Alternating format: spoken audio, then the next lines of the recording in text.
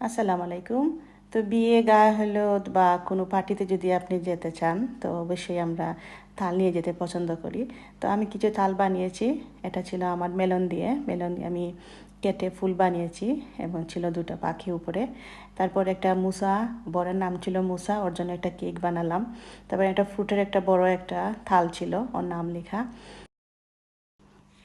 তারপর কিছু কুকিজও বানিয়েছি এবং কাপকেক ছিল কালারফুল। তো এরপর অনেক ধরনের থাল আমি বানিয়েছি। প্রতি সপ্তাহে আমি একটা একটা করে ভিডিও দিই।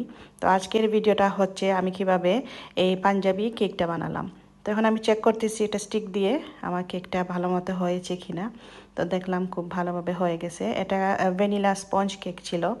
তো লাস্ট উইকে আমি এই কেকটা কিভাবে বানিয়েছি সেটার একটা ভিডিও আমি অলরেডি দিয়ে দিয়েছি, আপনারা দেখে নেবেন। এই কেকটা কিন্তু খেতে অনেক মজা, খুব সফট, একদম একদম মানে রুমালের মতো।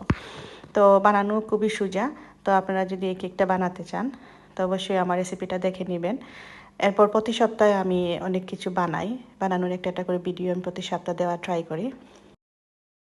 আপনারা দেখবেন, যদি ভালো লাগে লাইক, কমেন্ট এবং একটা সাবস্ক্রাইব করে দিবেন। Thank you. প্রথমেই আমি একটা বোর্ডের মধ্যে আমি কেকটা দিয়ে দিলাম। আমি এখানে 4টা লেয়ারের কেকটা বানাবো, এই জন্য আমি প্রথম লেয়ারটা দিলাম। দেওয়ার পর আমি সুগার সিরাপ দিয়ে দিলাম। তো সুগার সিরাপ দিলে কি হয়, কেকটা খুব ময়েশ্চারাইজ থাকে। তো সুগার সিরাপ যখন আপনি বানাবেন, চিনিটা কিন্তু আপনি আপনার উপর নির্ভর করবে কতটা চিনি আপনি দিবেন, কতটা সুগার আপনি আপনার কেকটাতে চান। আমি খুব কম সুগার দিই, আমি বেশি চিনি পছন্দ করি না। তো এটা আপনার উপর। তারপর আমি সুগার সিরাপ দিয়ে দিলাম। সুগার সিরাপ দেওয়ার পর আমি বাটার ক্রিম দিয়ে দিলাম। বাটার ক্রিম দেওয়ার পর আমি স্ট্রবেরি জাম দিয়ে মানে লেয়ারটা ফিনিশিং করে তারপর আরেকটা কেক উপরে দিয়ে দিলাম। এইভাবে আমি 4টা লেয়ার আমি করেছি। তো এখানে আপনি স্ট্রবেরি বা যে কোনো ধরনের জাম আপনি ইউজ করতে পারেন। এবং বাটার ক্রিম আমি কীভাবে বানাই, তো সেটার একটা রেসিপি আমার চ্যানেলে আছে, আপনারা চাইলে দেখে নেবেন। তো আমার রেসিপি যদি আপনি ফলো করেন, আপনার একদম পারফেক্ট বাটার হবে, নরম হবে না, শক্ত হবে না, মানে একদম পারফেক্ট। আপনি কেকের ডিজাইন যেভাবে করা যায়, কেকের ডিজাইনটা আপনি খুব সহজভাবে এই রেসিপি ফলো করলে আপনি করতে পারবেন।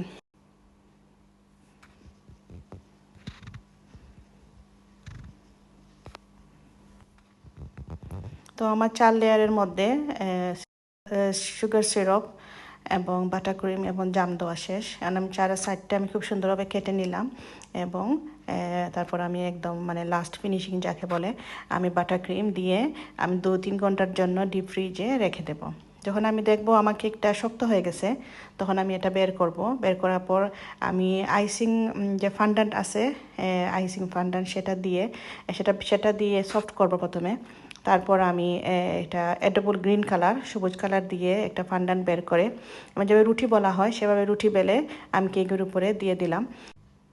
তারপর কলারের শেপ করে একটা শেপ দিয়ে দিলাম। তারপর আমার বড় মেয়েটা ও খুব মানে আমাকে খুব হেল্প করতেছে। ও যেভাবে পাঞ্জাবির যে ডিজাইনটা হয় সেই ডিজাইনটা আমি একটা সিলিকন আছে, সিলিকন আপনারা ইবে বা আমাজনে যে কোনোখান থেকে এগুলো পেয়ে যাবেন। অনেক ধরনের ডিজাইন এখানে আছে।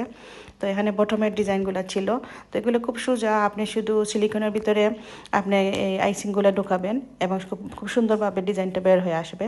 তারপর আমি এডেবল যে গোল্ড কালার আছে যে পাউডারগুলো, এটার সাথে পানি, শুধু একটু পানি মিশিয়ে একটু ক্রিমের মতো বানিয়েছি। বানানোর পর আমার এই যে ডিজাইনগুলো আছে এর উপরে আমি একটু ব্রাশ করে দিলাম। তারপর পাউডারগুলো আছে, পাউডার দিয়ে ব্রাশ করে দিলে খুব সুন্দর ডিজাইন চলে আসে।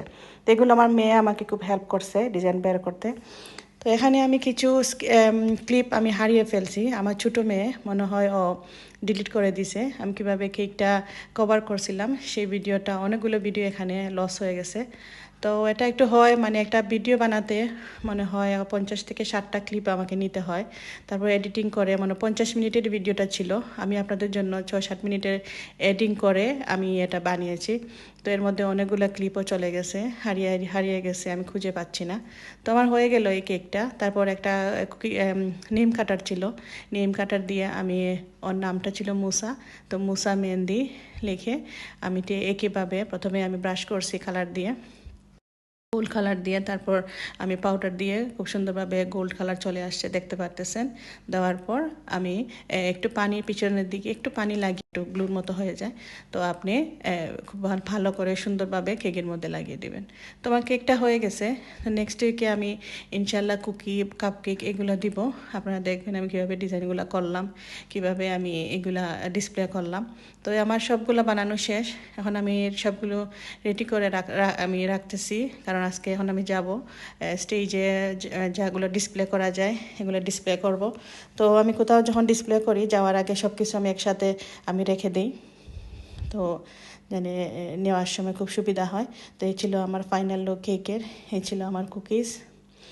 এখানে আমি একটা তো আনারস বানিয়েছি আঙ্গুর দিয়ে, এখানে সাইডে দিয়ে আমি কিছু মিষ্টি দিব। এখানে আমি আমার বেলনের নাম লিখেছিলাম একটা, এটাও রেখে দিয়েছি। সঙ্গে আমি সব ফ্রুটগুলো ধুয়ে একদম মানে আমি রেডি করে রাখছি, শুধু যাবো আর ডিসপ্লেগুলো করব। তো আমি চলে আসলাম মেহেন্দিতে, আমি আমার ডিসপ্লে করা শেষ। দেখতে পাচ্ছেন আমি কীভাবে ডিসপ্লে করলাম। এখানে যে মিষ্টিগুলো আমার আছে দেখতেছেন, এই মিষ্টিগুলোও কিন্তু আমি বানিয়েছি। আমার বেবি সুইট একটা মিষ্টির একটা ভিডিও আছে, আপনারা দেখে নেবেন। এক্সট্রা রেসিপি দিয়ে আপনি 4 ধরনের মিষ্টি বানাতে পারবেন, কালো জাম, গোলাপ জাম, সাদা মিষ্টি, সব কিছু এক রেসিপি দিয়ে হয়ে যায়, খেতে কিন্তু অনেক মজা। তো এখানে দেখতে পারতেছেন আমি কাপ কেক বানিয়েছি, খুব কালারফুল ওরা চাইতেছিল, ওরা চায় খুব কালারফুল হোক, যেহেতু এটা একটা গায়ে হলুদ। তো আমরা গায়ে হলুদে তো অবশ্যই আমরা কালারফুল সব কিছু করি। তো এখানে আমি কিছু জিনিস আনছি, ওরাও সব জিনিসগুলো আনছে। তো আমি আমারগুলো ডিসপ্লে করে আমরা এখন ঘরে চলে আসবো রেডি হওয়ার জন্য।